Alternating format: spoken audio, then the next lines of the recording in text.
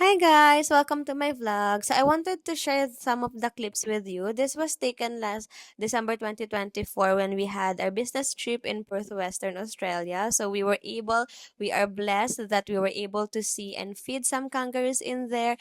As you can see guys, side trip lang to kasi nga we went there for a business trip, but our company is kind enough to give us a ticket and bring us there in Caversham. So these kangaroos guys, very friendly sila.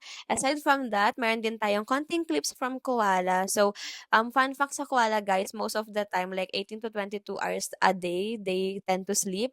So dyan guys, natutulog lang talaga sila and few lang yung movements na makita nyo. Ayan, ang cute nila guys in person and I am really blessed talaga nakita ko sila in person. Ang hilig ko kasi dati manood ng Cubs Amazing Stories wherein nafe-feature iba't ibang animals doon and wala lang, nakikitan lang ko talaga sa kanila. And this one is a cute quokka. So I haven't heard of quokka until makita ko sila in person.